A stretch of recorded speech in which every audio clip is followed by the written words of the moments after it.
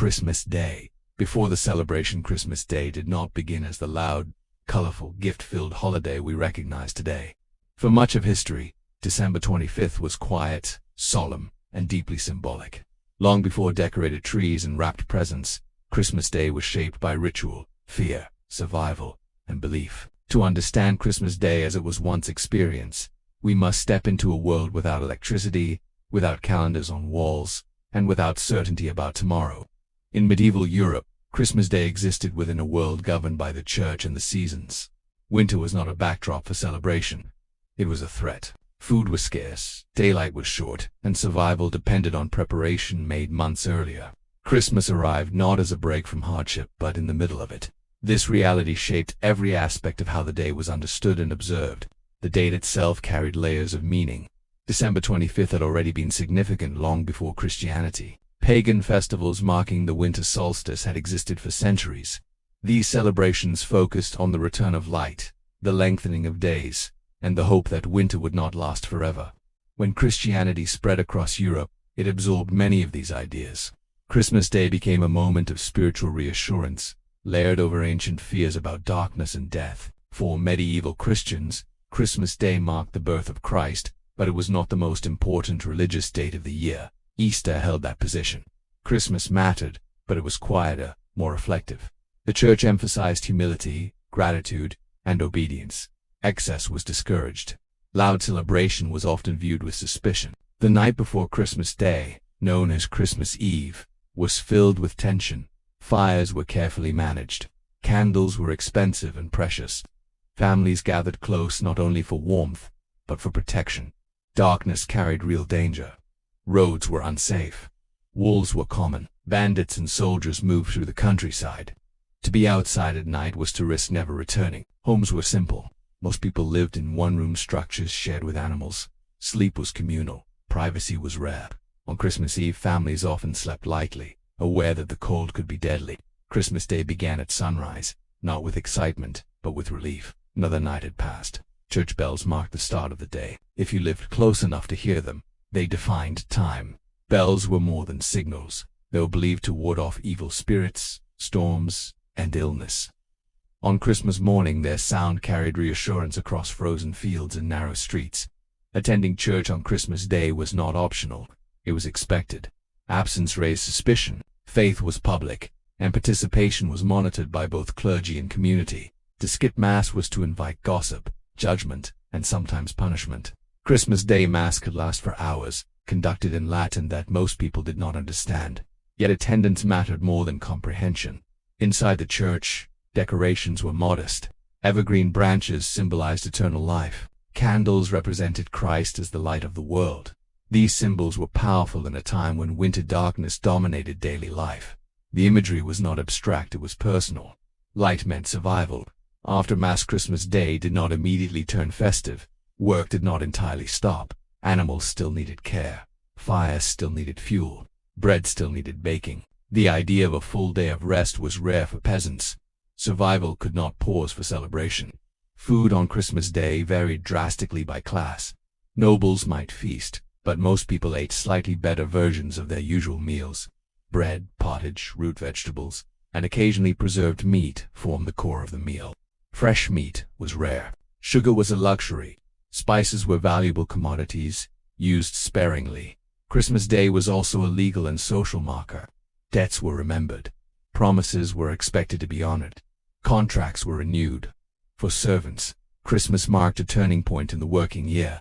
Some contracts ended. Others were renewed. The day carried economic consequences as much as spiritual ones. Children did not experience Christmas as a magical event. Toys were rare year-round. Gifts, if given at all, were small and practical. A piece of fruit, a handmade object, a warm garment. The modern idea of childhood innocence had not yet fully formed. Children worked early. Christmas did not change that. For many, Christmas Day was emotionally complex. It was a reminder of loss. Winter claimed lives every year. Empty places at tables were common. The church spoke of hope and salvation, but grief remained close to the surface. Christmas prayers often included pleas for survival rather than joy. The idea of Christmas as a joyful family gathering evolved slowly over centuries. In the medieval world, Christmas Day was solemn, restrained, and deeply tied to fear of the unknown. It was a pause in darkness, not an escape from it. As the sun set on Christmas Day, families returned to their routines. Fires dimmed, food was saved. Another long winter night approached. The celebration was never meant to distract from reality. It existed to help people endure it. Christmas Day, in its earliest form, was not about abundance. It was about endurance. A medieval Christmas morning in the Middle Ages did not begin with excitement or noise. It began slowly, quietly, and with ritual. Long before sunrise, the cold ruled the land. Stone walls trapped little warmth, wooden floors felt icy under bare feet, and breath formed faint clouds in the air. Bells from the local church echoed through villages and towns, calling people from sleep. These bells were not gentle reminders. They were firm, unavoidable signals that Christmas Day had arrived and that spiritual duty came before comfort. Families rose early, often after very little rest. Christmas Eve had been a long night of fasting, prayer, and anticipation. Food had been restricted the day before, and many people went to bed hungry. This made Christmas morning feel heavy but meaningful.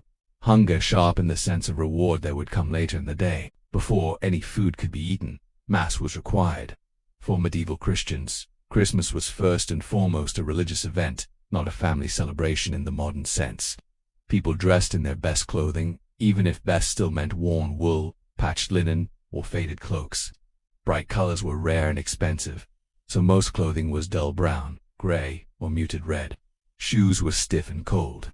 Hands were wrapped in cloth. Children complained quietly but were silenced quickly. Christmas was a holy day, and discipline mattered. The walk to church could be long, especially for those living outside town walls. Paths were muddy or frozen. Snow sometimes covered the ground, but often winter meant wet cold rather than white landscapes. Despite the discomfort, attendance was expected. Missing Christmas Mass without serious reason could bring social judgment or even punishment in some communities. Inside the church, the atmosphere changed. Candles burned everywhere, casting warm light against stone walls. Evergreen branches, holly, ivy, and sometimes mistletoe decorated pillars and doorways. These plants symbolized life continuing through winter, a powerful image for people who lived closely with the threat of famine and disease. The smell of wax, incense, and damp wool filled the air. The Mass itself was long. It was conducted in Latin, a language most people did not understand. Yet familiarity mattered more than comprehension. The sounds, rhythms, and rituals were deeply ingrained. People knelt, stood, crossed themselves, and bowed at the proper moments. Choirs sang hymns that echoed through the nave. For many, this was the most beautiful and emotionally powerful moment of the entire year. After Mass ended, people did not rush home. They lingered, greeting neighbors, exchanging quiet wishes, and sharing news. Christmas Day was one of the few times when entire communities gathered at once. Social barriers softened slightly. Lords and peasants still did not mix freely. But there was a sense of shared experience, a collective pause from ordinary hardship. Only after returning home could the fast finally end. This moment was deeply anticipated. In wealthier households, servants had already begun preparations before dawn. Fires were stoked, kitchens warmed, and food brought out from storage. In poorer homes, the meal would be simpler, but still special compared to normal days. Breakfast, if it could be called that, was modest. The main feast was reserved for later. People might eat bread, cheese, or small portions of leftover meat. Ale or weak beer was common, even in the morning. Water was often unsafe, and ale was considered healthier. Children did not receive presents in the way modern children expect. Gifts, if given at all, were small and practical. A piece of fruit, a new knife handle, a warm cap, or a wooden toy might be offered.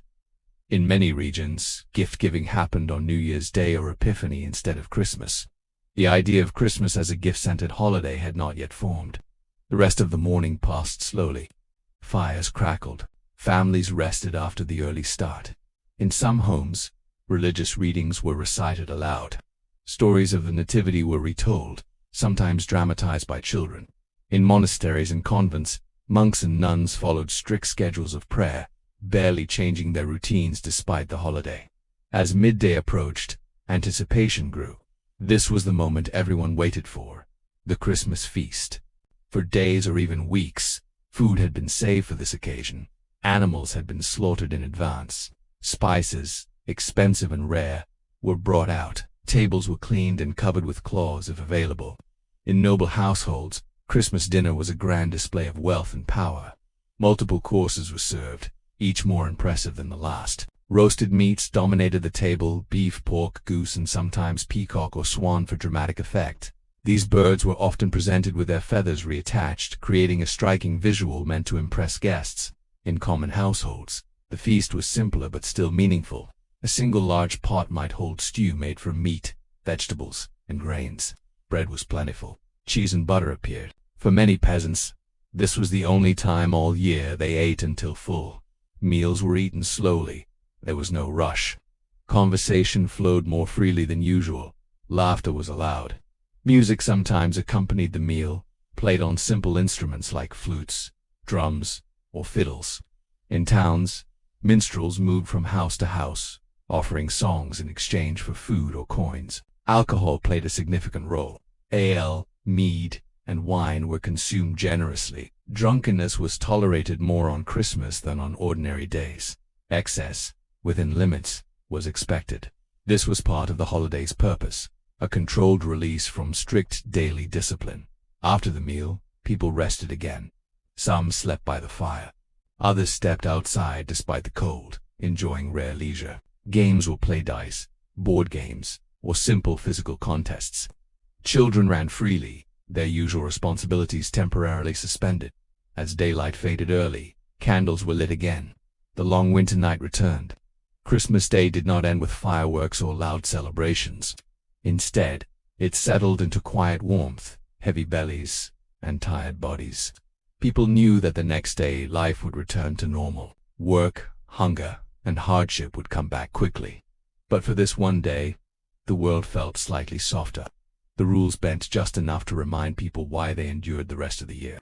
Christmas in the Middle Ages was not about abundance without limits. It was about contrast.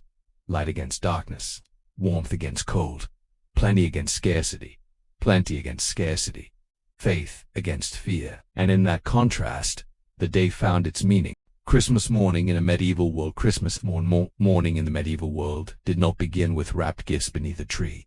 There were no glowing lights, no ornaments, and no rush to open presents.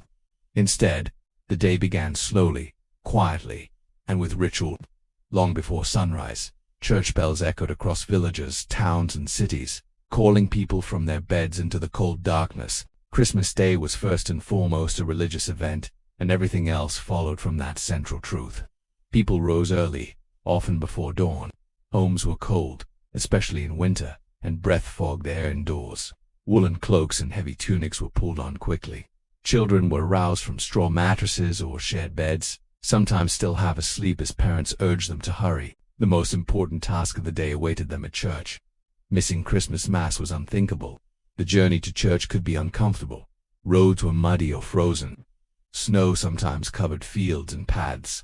Shoes were thin, and many people wrapped rags around their feet for warmth. Despite the discomfort, attendance was nearly universal. Christmas was one of the few days in the year when even the poorest peasants and the wealthiest nobles gathered under the same roof, at least in theory, to observe the birth of Christ. Inside the church, candles flickered against stone walls. The scent of wax, incense, and damp clothing filled the space. Priests wore special vestments reserved for holy days. Latin prayers echoed through the building, even though most of the congregation did not understand the words. What mattered was not comprehension, but presence. The ritual itself carried meaning, reinforced by repetition and tradition. For many people, this Mass marked the end of Advent, a period of fasting and restraint. During Advent, meat, rich foods, and celebrations were limited. Christmas Day signaled release from these restrictions. The promise of food later in the day helped people endure the long service, which could last hours. After Mass, people lingered outside the church. Greetings were exchanged. Blessings were offered. In some regions, priests sprinkled holy water on the crowd of blessed homes afterward. The churchyard became a temporary gathering place, where neighbors spoke more freely than they did on ordinary days. Christmas carried a rare sense of permission to pause normal routines. One's home, preparations for the main meal of the day began. In most households, this was the largest and most important meal of the year. Even poor families saved what they could for Christmas. Bread was baked in advance, sometimes enriched with eggs or honey if available. Porridge was thicker and better seasoned. Meat, if it appeared at all, was treated with reverence. In wealthier homes, Christmas morning was filled with activity. Servants hurried between kitchens and halls. Fires were kept burning constantly. Large joints of meat were turned on spits. Spices rare and expensive were used sparingly but proudly. Cinnamon, cloves, nutmeg, and pepper transformed ordinary dishes into something special. These flavors were not everyday tastes. They signaled celebration and status. For nobles, Christmas morning also involved hospitality. Lords were expected to provide food and drink not only for their household, but for visitors, tenants, and travelers. Turning someone away on Christmas was considered sinful. Great halls filled with people from many social levels, all temporarily united by the occasion. Children experienced Christmas morning differently than modern children. There were no toys waiting as surprises. Instead, excitement came from atmosphere.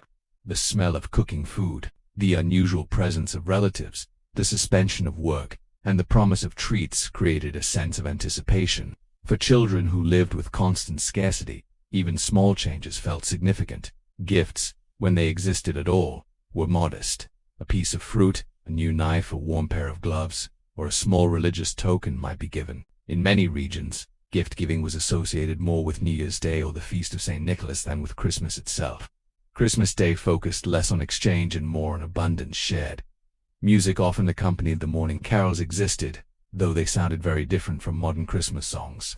Many were lively, repetitive, and sung in local languages rather than Latin. Some were sung indoors, others outdoors. As groups moved from house to house, these early carols were not always solemn.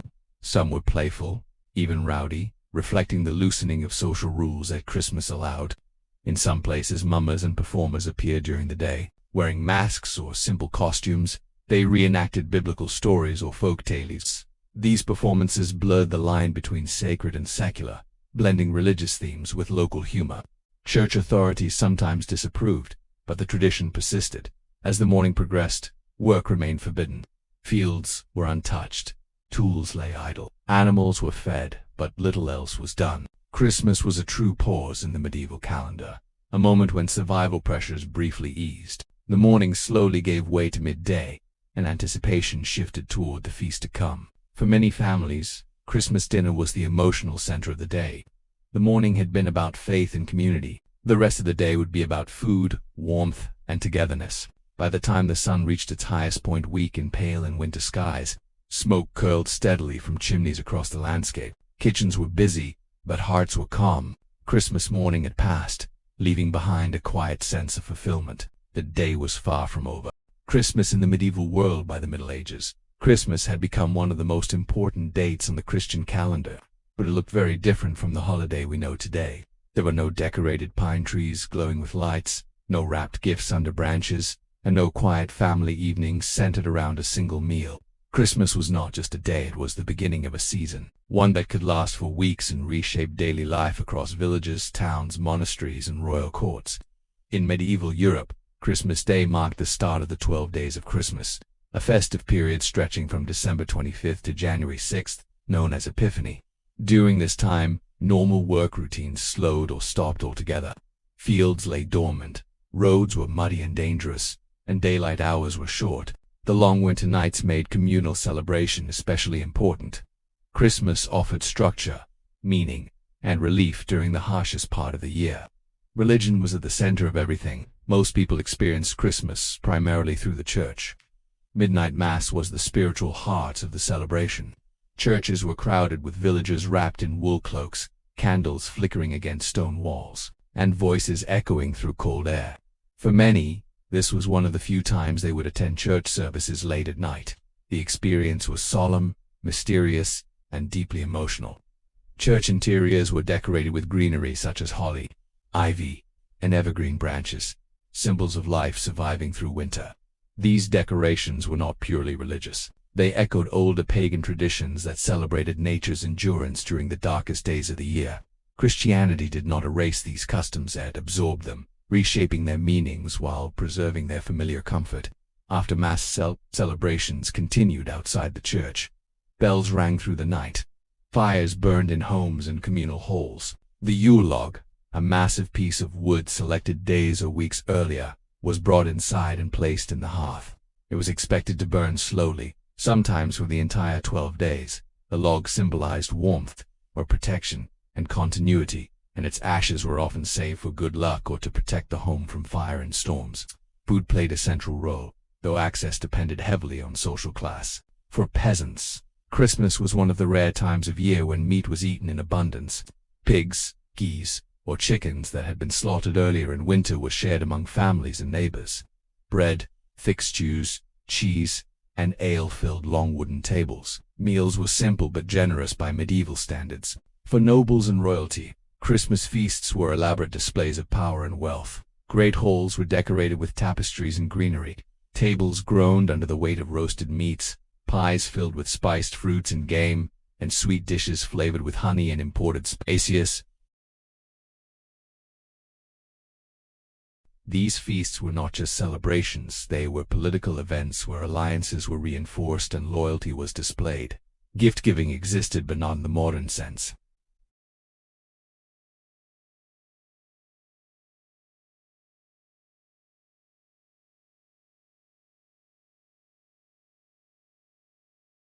In some regions, gifts were exchanged on New Year's Day or Epiphany rather than Christmas itself. The focus was less on individual pleasure and more on reinforcing social bonds and obligations.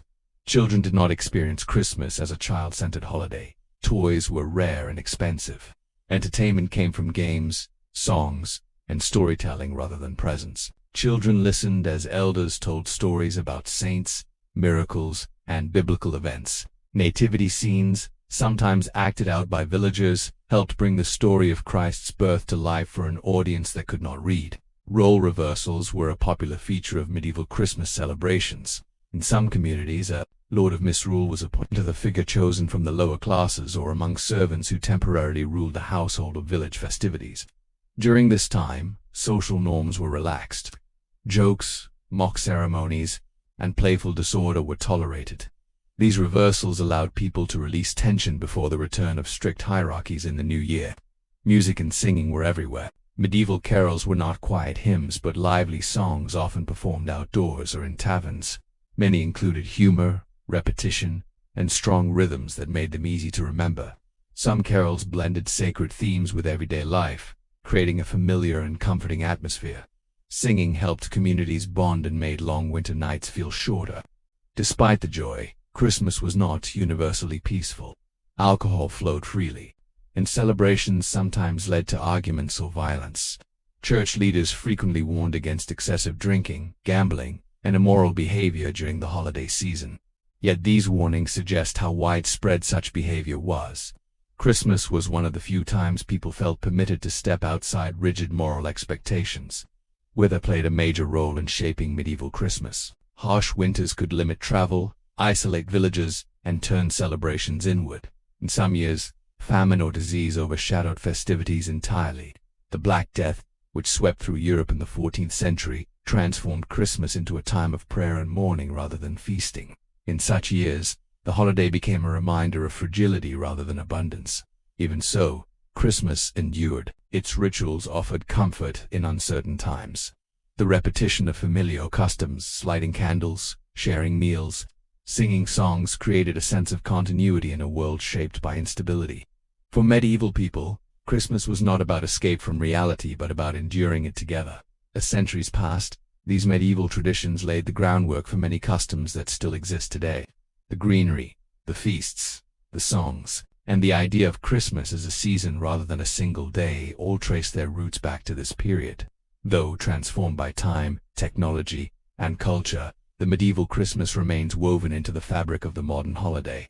In the next part, the focus shifts from public celebration to the private experience of Christmas, how families marked the holiday within their homes, how traditions differed across regions, and how ordinary people found meaning in the quiet moments between feasts and prayers. Christmas at home, food, silence, and long winter nights in the medieval world.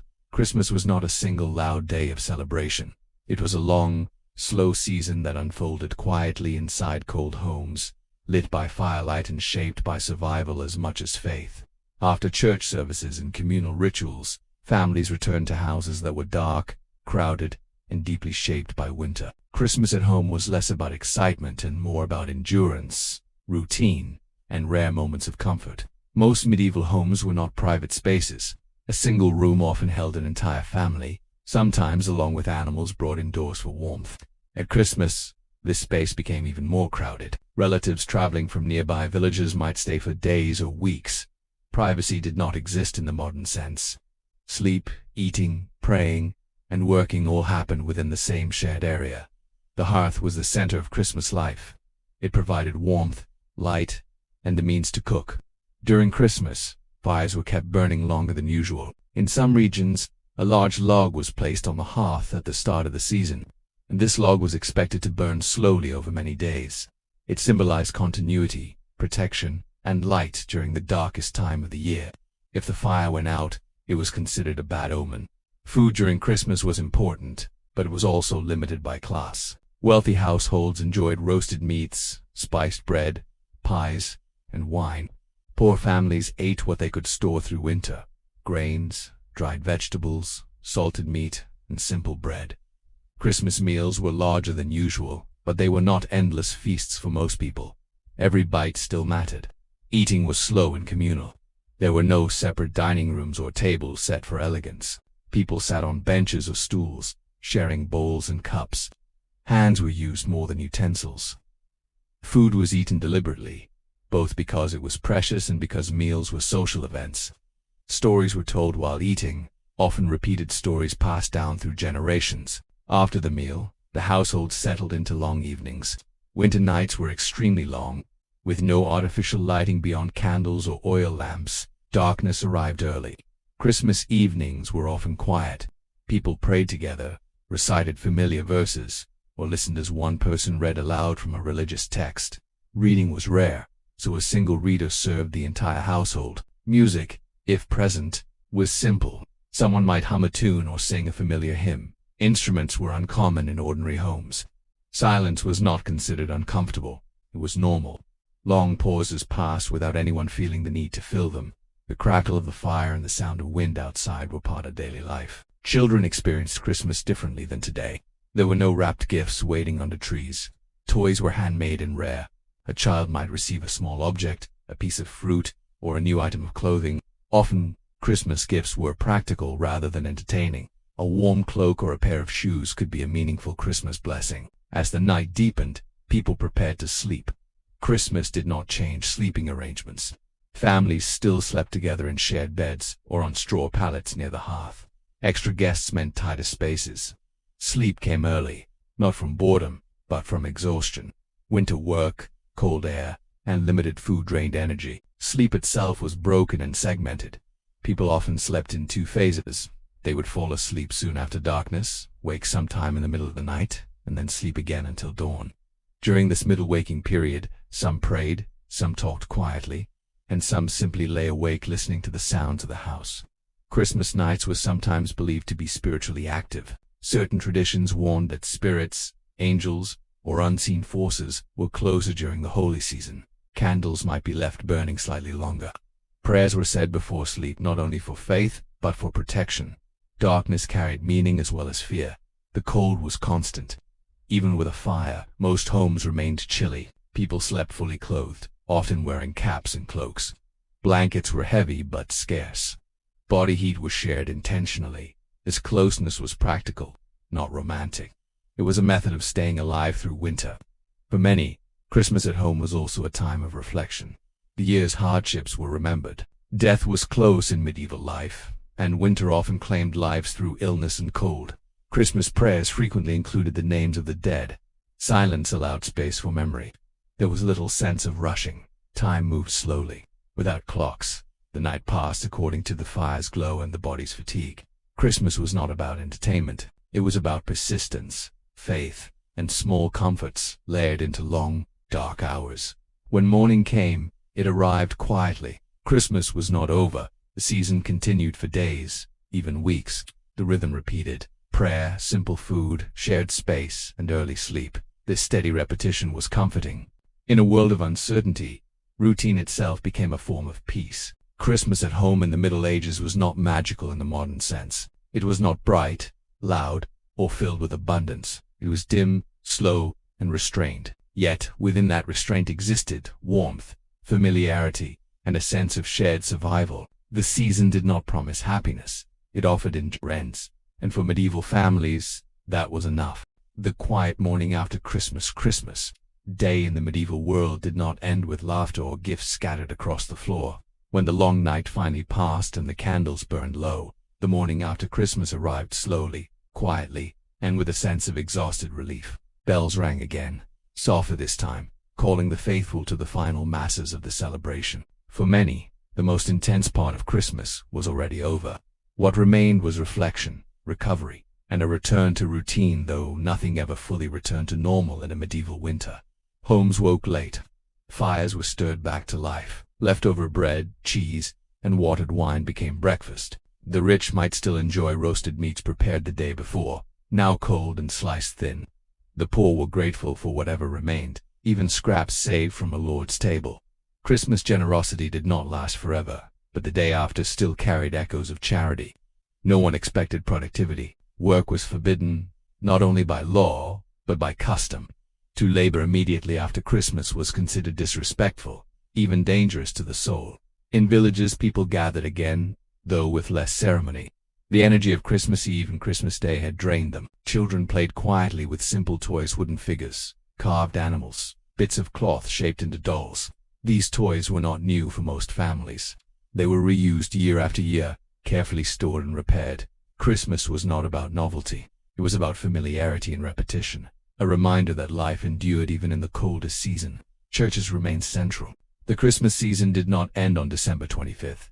It stretched onward through the 12 days of Christmas, each marked by minor observances, saints' days, and additional feasts.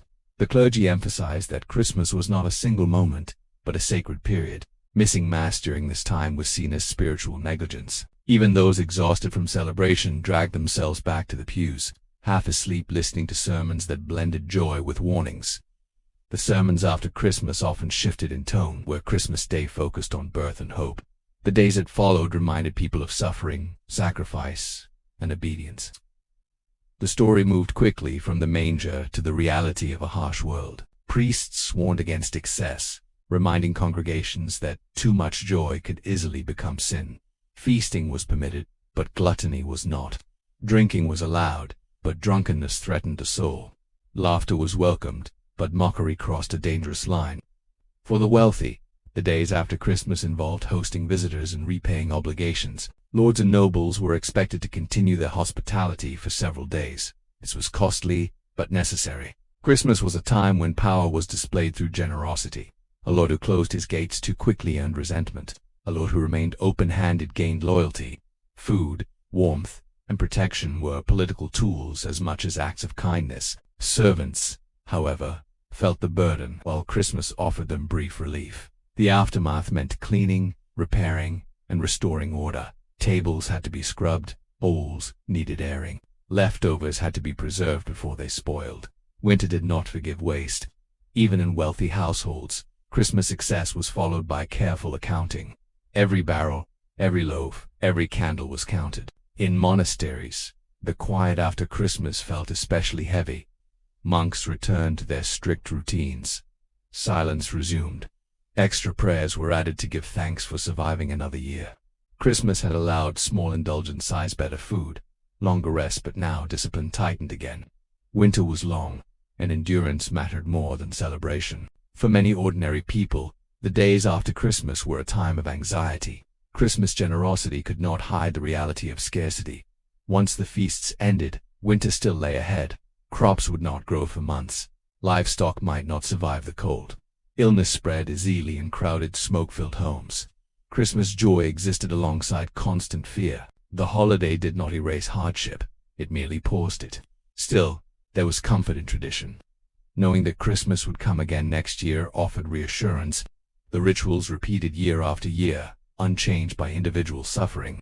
In a world where death was common and control was limited, Repetition created stability. Christmas reminded people that time moved forward in predictable cycles, even when individual lives did not. As the sun set on the day after Christmas, villages grew quiet again. Fires burned lower, doors closed early. Families huddled together for warmth. The sacred intensity of the holiday faded into something softer, almost sleepy. Christmas had passed, but its presence lingered in the air, in the smell of smoke and bread, in the echoes of bells.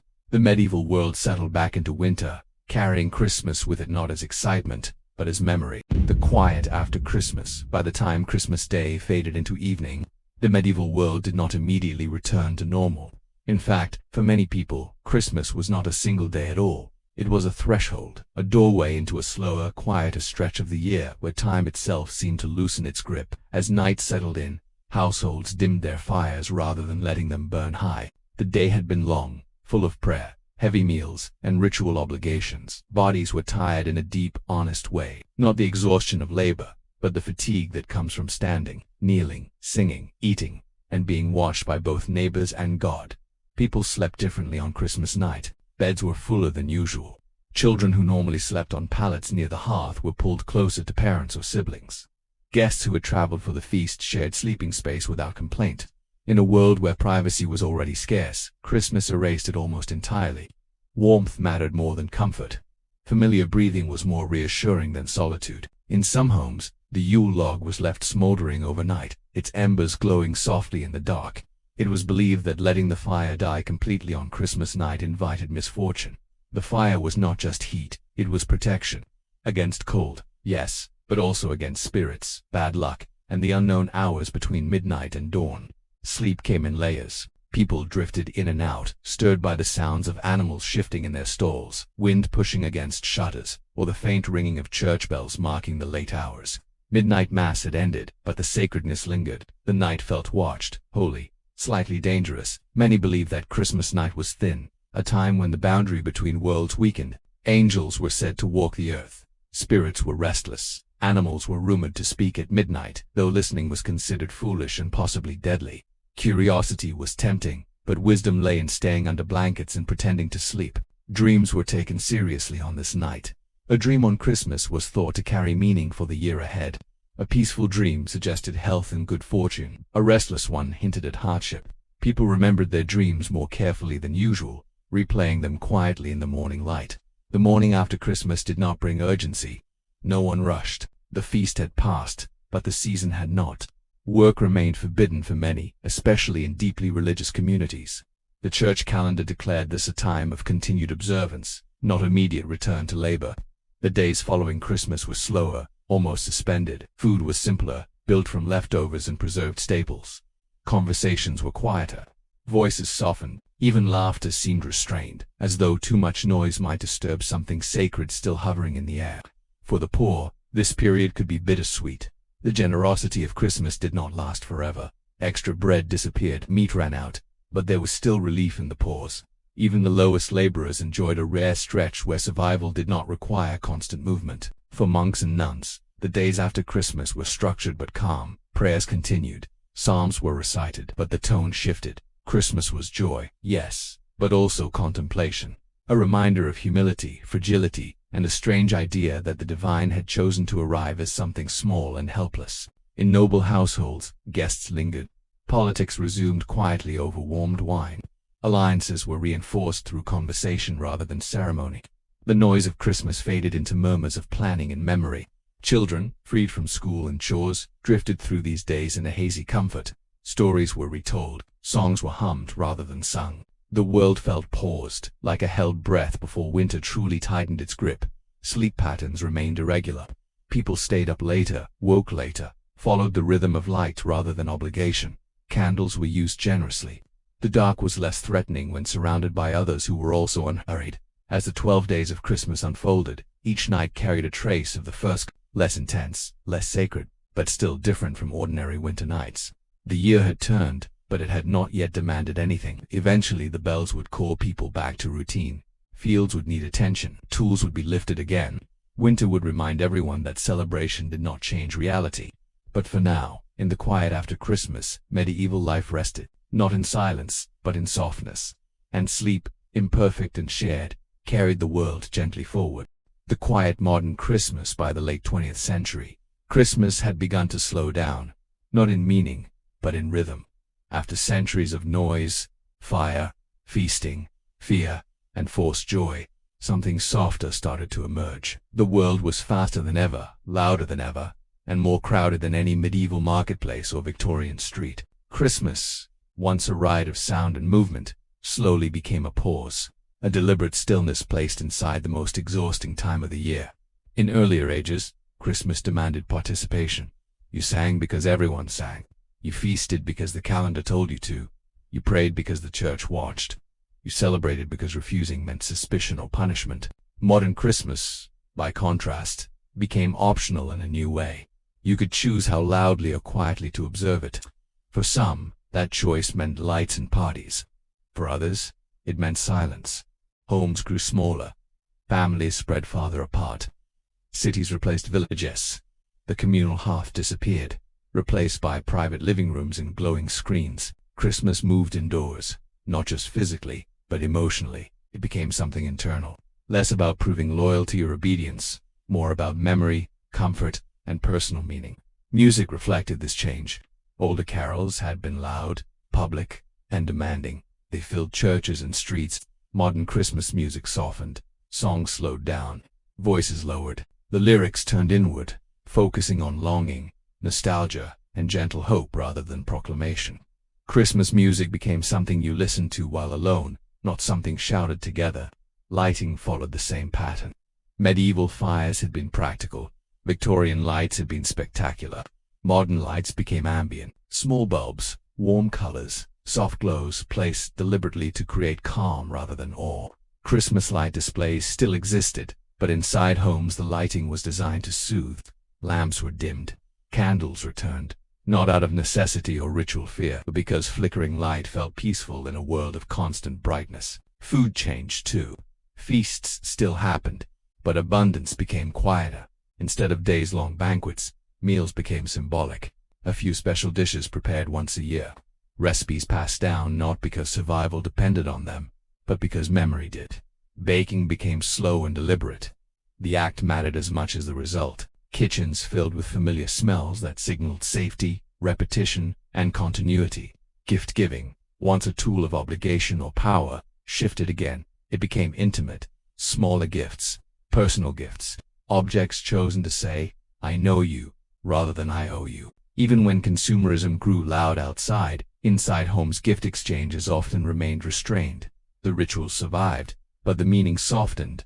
Religion, too, became quieter for many. Midnight services still existed, but they were optional rather than compulsory. Faith became personal rather than enforced. For some, Christmas remained sacred. For others, it became cultural, emotional, or symbolic. Silence was no longer threatening. It was welcome. The modern Christmas night is very different from its medieval ancestor. There are no village bells demanding attendance. No fires meant to frighten away darkness. No neighbors forcing entry with songs or threats. Instead, there is quiet. Curtains drawn. Snow or rain outside. A room lit softly. A sense that nothing is required for a few hours.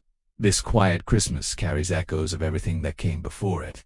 The medieval fear of darkness still exists, transformed into a desire for warmth and light. The Roman feast survives in shared meals. The Christian vigil remains in late-night stillness. The Victorian home survives in decoration and ritual. But all of it has been softened, filtered, and slowed. Modern Christmas allows rest in a way earlier versions never did. It no longer demands proof of belief, loyalty, or joy. You can be tired, you can be sad, you can be alone, and the holiday still exists. And that may be its greatest transformation. In a world that never stops moving, Christmas became permission to pause, not because spirits will attack or gods will judge, but because humans need quiet. The holiday that once shouted now whispers, and in that whisper, centuries of history settle into something gentle enough to fall asleep to. Christmas at the edge of the world. By the time Christianity spread beyond the cities and into the far edges of Europe, Christmas began to change in subtle but fascinating ways. In places where winter was harsher, nights were longer, and survival itself was uncertain, Christmas was shaped less by doctrine and more by necessity. It became a holiday that balanced hope with endurance, faith with fear, and ritual with practice. In the northern regions of Europe, Christmas arrived in landscapes locked under ice and snow. Villages were isolated for months, roads disappeared, rivers froze.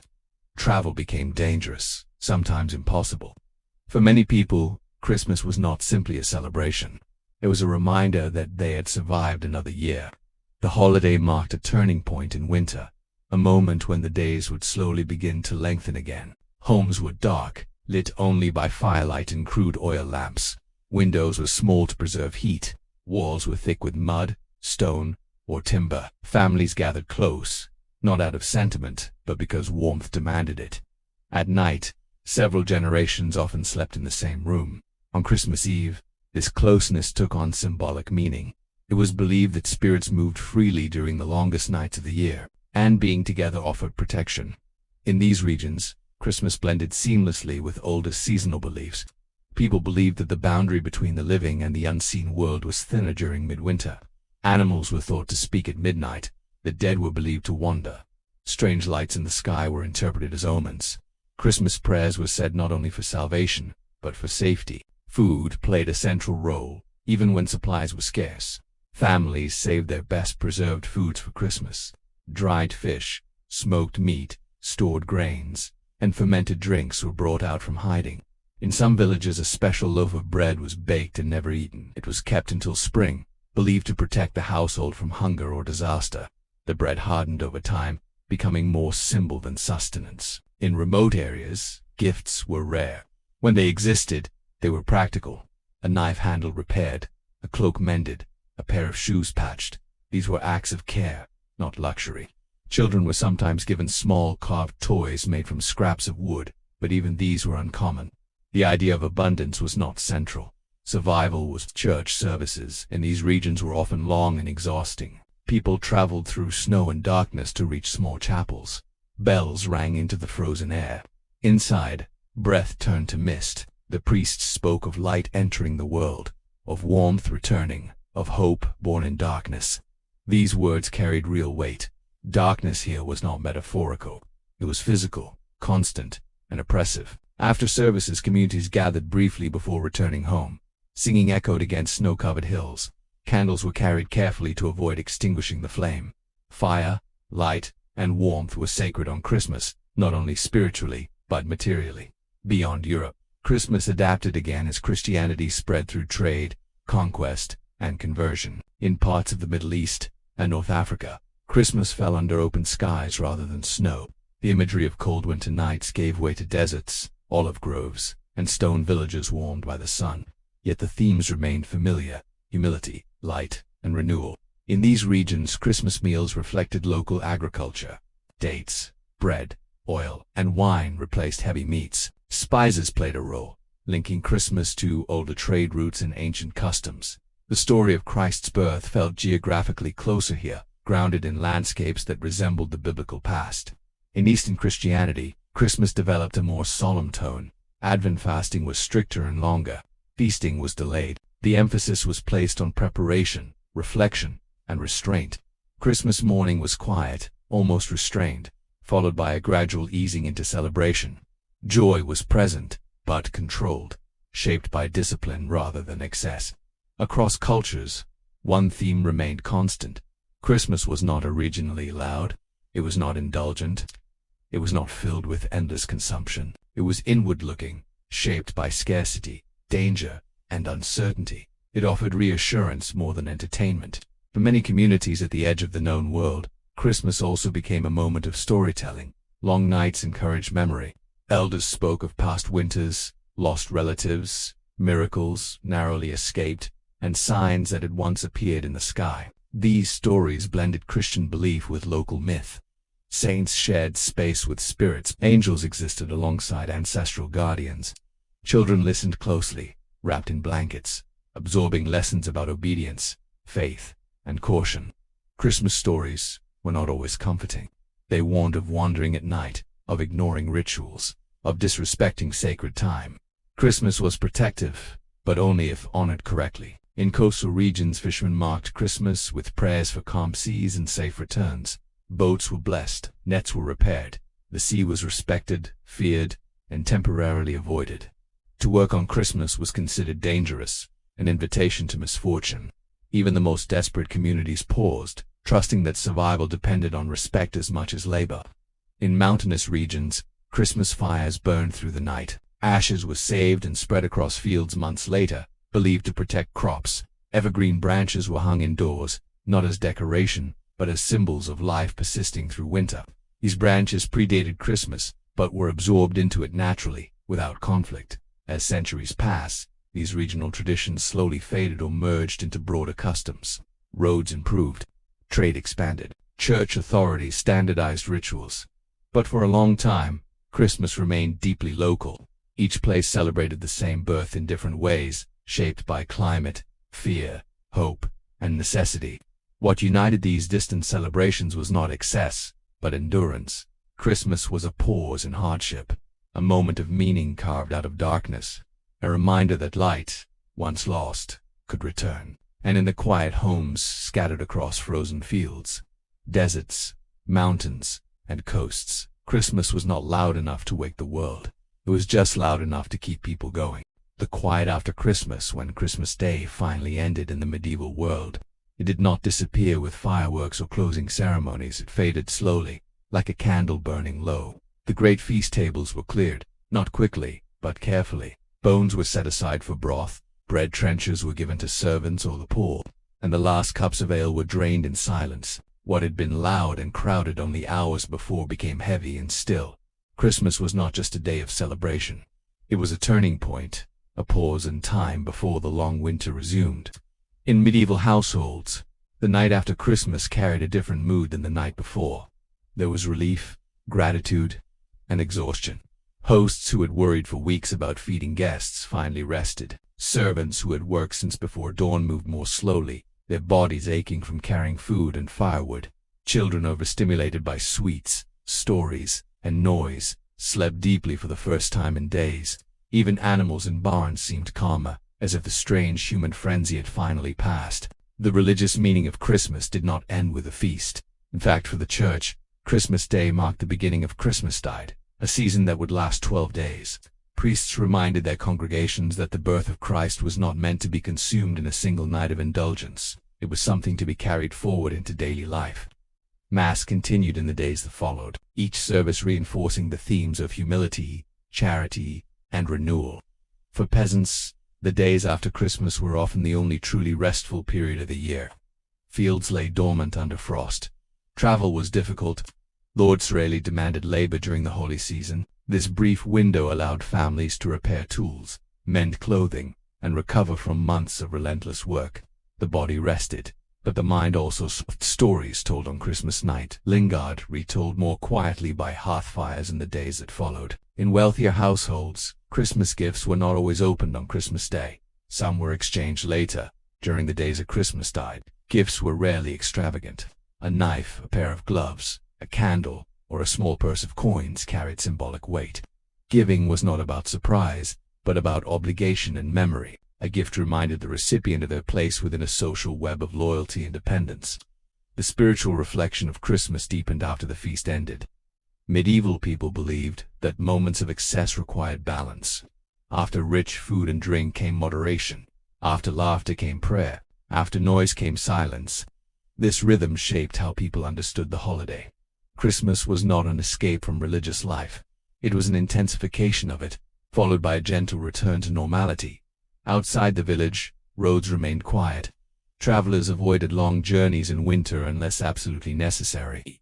Inns stayed open, but business slowed. Those who traveled often carried the scent of Christmas with them, spices of smoke, and wool traces of warmth moving through a cold world. News of celebrations passed from town to town, each story exaggerated slightly with each telling.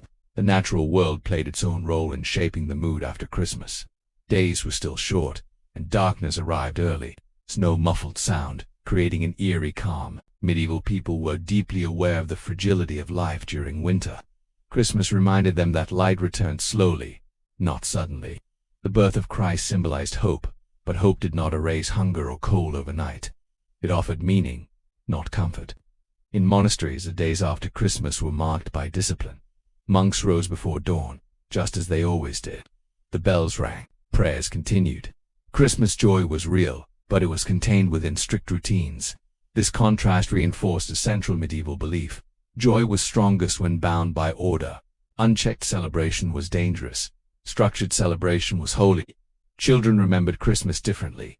Long after the food was gone, they recalled songs, small treats, and moments of attention from adults usually too busy to notice them. For many medieval children, Christmas was the only time of year when life felt gentle. These memories stayed with them into adulthood, shaping how Christmas was celebrated generation after generation. As the 12 days of Christmas continued, each day carried its own meaning, but none felt as heavy as Christmas Day itself. The first day was the peak. Everything afterward felt like an echo. By the time 12th night arrived, most people were ready to return to ordinary life. The decorations came down.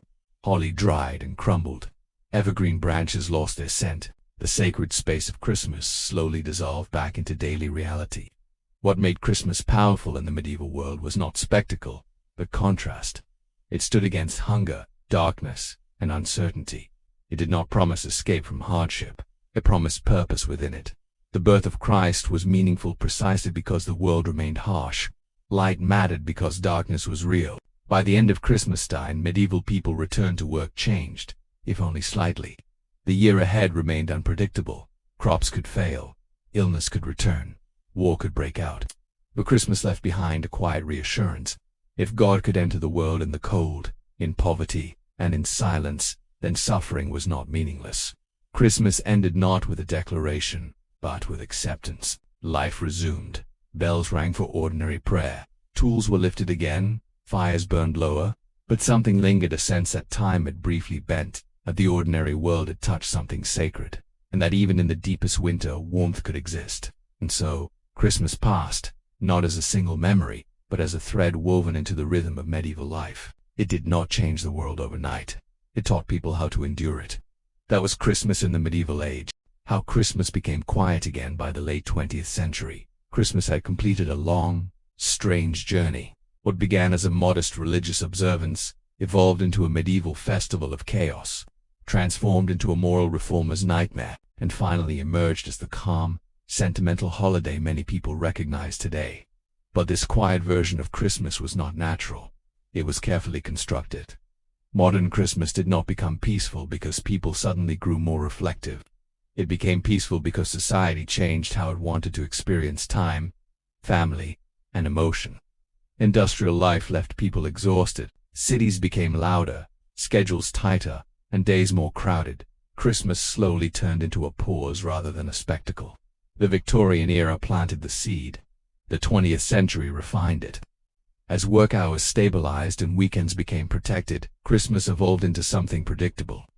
No longer a season of misrule or enforced charity, it became a scheduled moment of rest. One day, sometimes two, a clearly defined start and end. The chaos was trimmed away. Advertising played a role, but not in the way many assume. Early Christmas advertising didn't promote excess. It promoted comfort. Warm rooms, clean homes, smiling families. The message was simple. Christmas was a safe space away from the stress of modern life. Even gift-giving became symbolic rather than communal. Gifts were no longer thrown into crowds or demanded from the wealthy. They were wrapped, labeled, and given quietly. Religion softened, too. Sermons focused less on judgment and more on kindness. The birth of Christ became a message of peace rather than obligation. Churches dimmed lights, slowed hymns, and encouraged reflection. Christmas Eve services replaced Christmas Day discipline. Silence replaced instruction.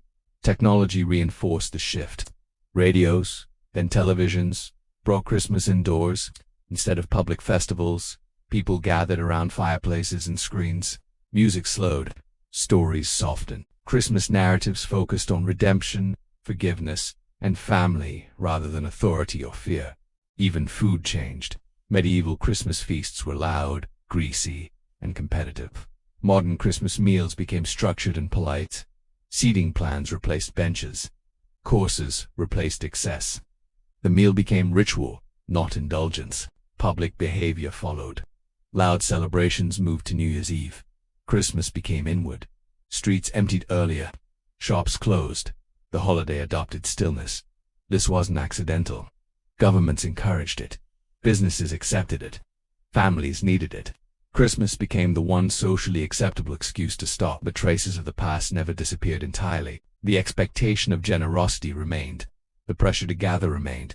The emotional weight remained. Christmas still carried stress, loneliness, obligation, and nostalgia. It was quieter, but heavier in different ways. The medieval instinct to suspend normal rules survived in subtler forms. People traveled long distances. Schedules dissolved. Diets paused. Productivity slowed. Christmas still bent time, just gently. Even modern debates reflect ancient tensions. Should Christmas be religious or secular? Loud or quiet? Public or private? These arguments echo centuries-old conflicts between celebration and control, joy and order, freedom and tradition. Christmas did not become peaceful because it forgot its past. It became peaceful because society learned how to contain it. Today's Christmas is not calm by nature. It is calm by design. Candles replace bonfires. Music replaces shouting. Gifts replace demands. Silence replaces bells. And yet, underneath the lights and wrapping paper, Christmas still carries everything it has always carried. Hope, fear, memory, expectation, and the strange human need to stop time once a year and pretend the world can be softer. For one night, one day, or one quiet morning, Christmas asks nothing practical, only that you pause. That pause is the final evolution. That is how Christmas became quiet again. Christmas becomes what we know by the late 19th and early 20th centuries. Christmas had finally settled into something recognizable to modern eyes. It was no longer a dangerous pagan festival, no longer a banned religious threat, and no longer a rowdy street carnival feared by authorities. Instead, it became something quieter, warmer, and more domestic. This transformation did not happen overnight. It was a result of centuries of pressure, compromise, storytelling, and social change. Industrialization reshaped Christmas in profound ways. As people moved from farms to factories, time itself became more regulated. Long workdays and rigid schedules made extended festivals impossible. The old 12 days of Christmas, once filled with feasts and public celebration, shrank into a single day centered on the home. Employers allowed a brief pause. Schools closed. Churches adjusted services. Christmas became a rare moment of rest in an otherwise relentless calendar. The idea of Christmas as a family-centered holiday grew strongest during this period. Earlier celebrations had been communal, involving entire villages. Now, Christmas retreated indoors. The hearth replaced the public square. The focus shifted to children, a concept that had barely existed in medieval society. Childhood was redefined as a protected, innocent stage of life, and Christmas became its emotional centerpiece.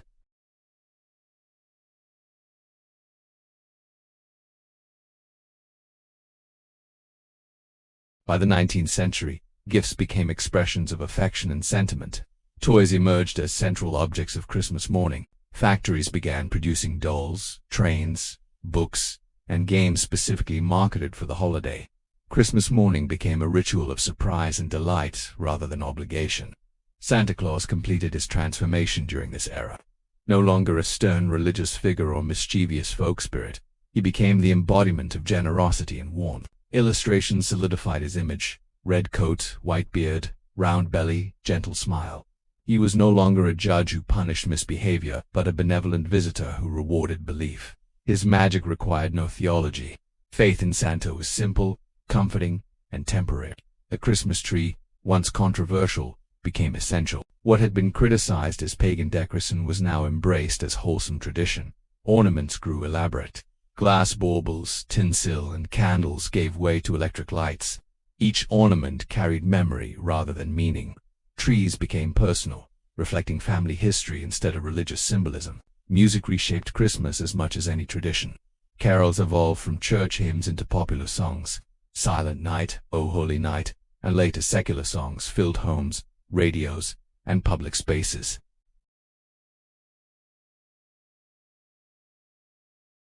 Christmas music encouraged reflection, longing, and emotional warmth. It softened the holiday's edge. Food traditions also stabilized.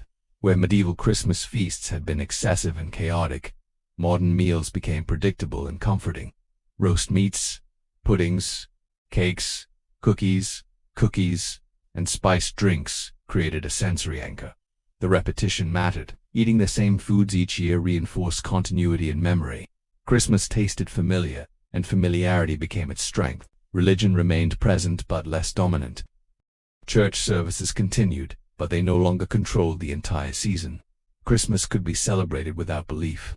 This flexibility allowed the holiday to survive in increasingly secular societies. It became cultural rather than doctrinal. Participation mattered more than faith. Mass media played a crucial role. Newspapers, magazines, radio, and eventually television standardized Christmas imagery and narratives. Stories were shared across borders, traditions synchronized. A family in one country now celebrated in ways similar to families thousands of miles away. Christmas became global at the same time. Nostalgia began shaping how people understood the holiday. Each generation believed Christmas had once been better, simpler, more meaningful. This belief repeated endlessly, even as traditions remained remarkably stable. Nostalgia itself became a tradition. By the mid-20th century, Christmas was no longer evolving rapidly. It had crystallized. It was predictable, comforting, and deeply emotional. People expected certain feelings from Christmas: warmth, generosity, togetherness, and reflection. When reality failed to match expectation, disappointment followed. The holiday carried emotional weight, unmatched by any other day of the year. Christmas had become a mirror. It reflected personal hopes, memories, and losses. For some, it was joy. For others, loneliness. But it was never neutral. Its power came from centuries of accumulated meaning layered beneath simple rituals. What began as a contested religious date had transformed into a shared human pause. A moment when time slowed, routines broke, and people looked backward and inward. Christmas endured because it adapted.